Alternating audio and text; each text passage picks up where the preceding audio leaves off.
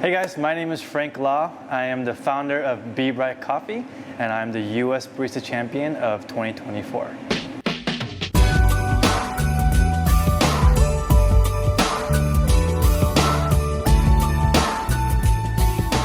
So I've been a barista now for 14 years. I started in 2010, right out of college, not knowing exactly what I wanted to do, but I knew I needed a job, so I started working at a coffee shop for what I thought was going to be a year, and just so happens now, 14 years later, I'm still in it, and I'm so glad I kind of fell into this industry, and just making coffee for a living is something that I never thought I'd be doing, but I enjoy every part of it.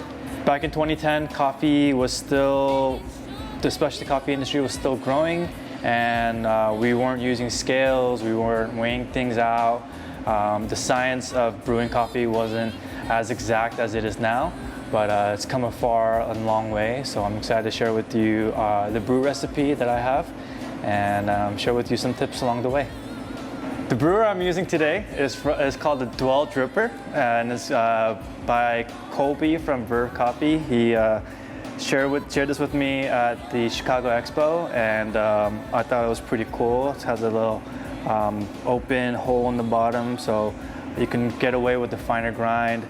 It's made out of, I don't know what material this exactly is, but feels like rubber or silicone. And you can literally just bang it up, fold it, put it in your luggage, and carry it around with you without worrying about it breaking. So that's a great plus.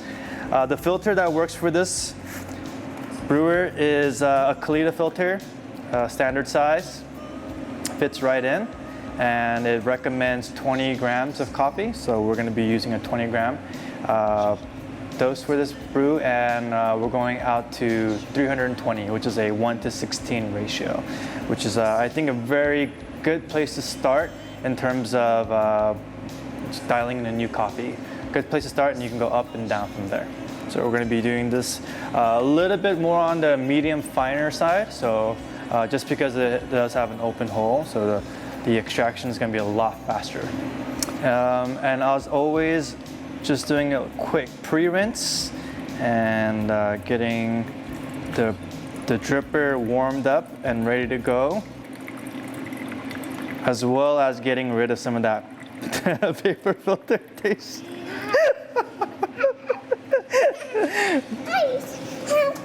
Okay, say hi. Ready? 1, 2, 3.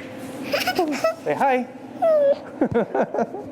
So, as I was saying, we're just getting rid of some of the paper taste from the filter. And with this brewer, you don't need to do a ton because you're not really heating this up as much.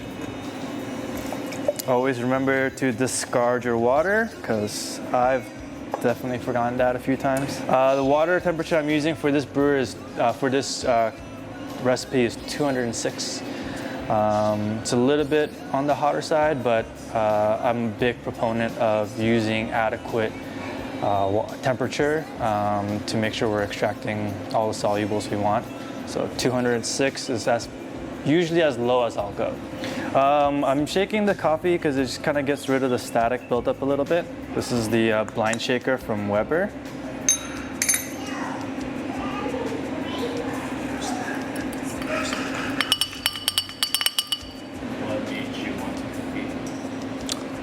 For the first time in 2013 was I want to challenge myself, and I think the first time I ever saw a competition, I first of all loved it and had so much reverence for it, but I also felt like I wasn't at that level. So I never really considered myself capable of reaching that level. So it was very intimidating in the beginning, but also I think another thing that really motivated me to get in was also just the lack of representation in terms of all the best competitors out there. I think there weren't a lot of people who looked like me competing at the time. So I also wanted to challenge myself in that way, and also showcase that, as a Korean American, as an Asian American, we too can show excellence in the arena of coffee, and wanted to challenge myself in that way. And I think it wasn't until I went to this barista camp, there used to be this thing called the Barista Guild of America, and they held this camp called Camp Pull Shot, and I got my level 1 barista certification. And my proctor at the time, his name was Hugo, and after I passed my test, he was like, Frank, you should really consider competing. And that was the first time someone had ever said that. And I was like, wow, if someone like this is telling me I could do it, maybe I should do it. And that gave me the confidence to compete. All right, so we got our kettle up to temp, and we're gonna start brewing. And my first out of 4 pours is 3x my dose. So right now, I'm using 20 grams in. I'm doing a 60 gram bloom, and that just ensures we get all the water in and soaking all the dry grounds. I think the most important part of the bloom is to understand that we're just trying to pre-soak our grinds. We're not trying to extract, we're not trying to do anything else. We're just trying to get our coffees all wet, ready for extraction.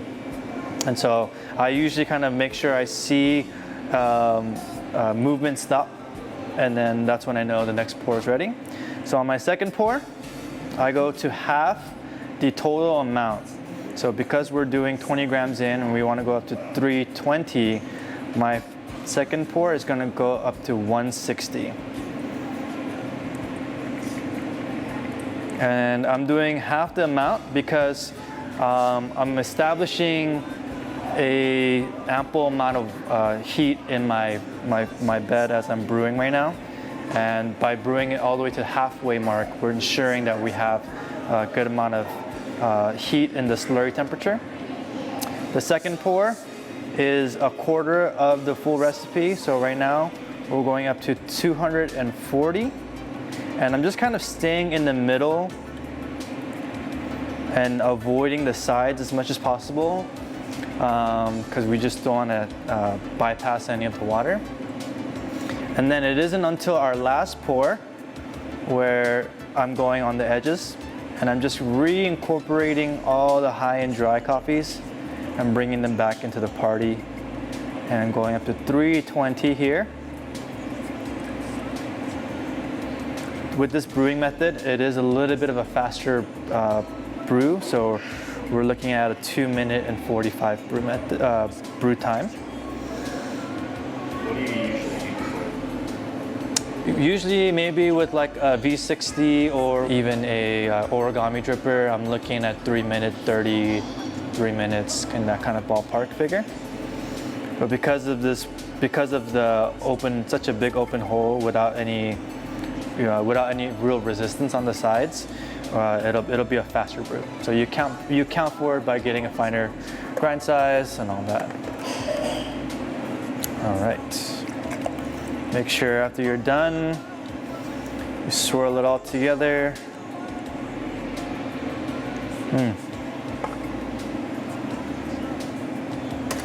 Nice and fruity and funky.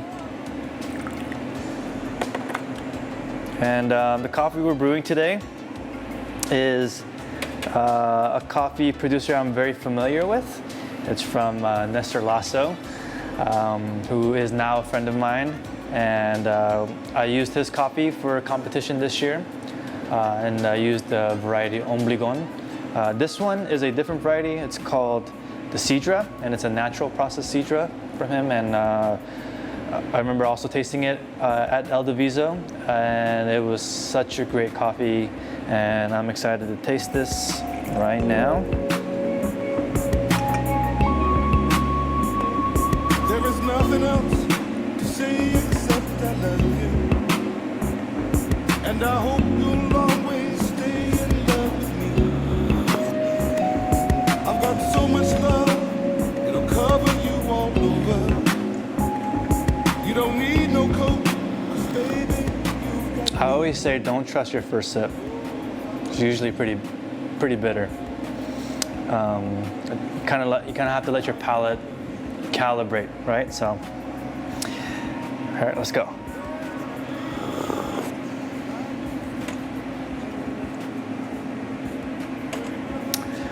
Really clean, really bright, fruity. I know on the bag it says strawberry and red plum. For me, I'm getting that plum a lot.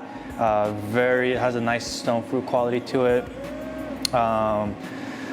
It's got a little bit of the kind of this funk on the tail end, but it's like a nice funk that reminds me of more like a hop, you know, kind of like an IPA type of sensation.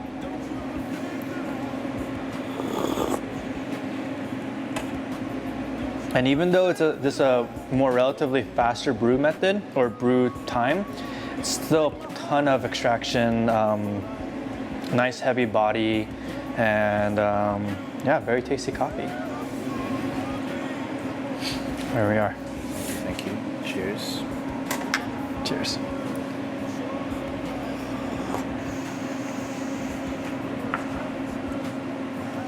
I do kind of see the hop in this one.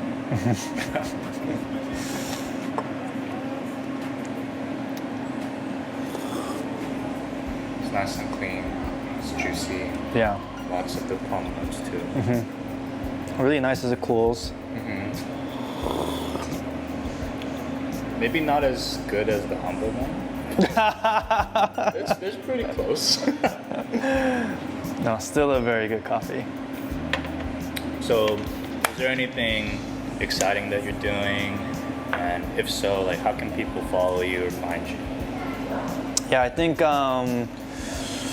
we just recently got finished with a competition series tasting where we shared all the drinks on top of adding a pour over and a cold brew at the end from the competition at the Worlds and at the US Barista Championship. We did 4 seats every other hour for 4 weeks in July, weekends in July, and we sold out. And that's such a exciting feedback, because whenever you put something together like that, you never know how it's going to go. And so seeing the positive feedback from that, we are planning to do more of those kinds of tastings, and hopefully we can bring in more different coffees and showcase how we can make different drinks with it. And it was very fun to do with all of our guests. Some were coffee professionals, some were enthusiasts, some were just dragged by their friends, and I think a lot of them really enjoyed their time. So we're looking forward to doing more of those things. Nice. Yeah. All right, well, I'll finally finish it off. This is the first time, but don't forget to like, comment, subscribe, share it with all your friends and your colleagues. And yeah, thank you guys for watching.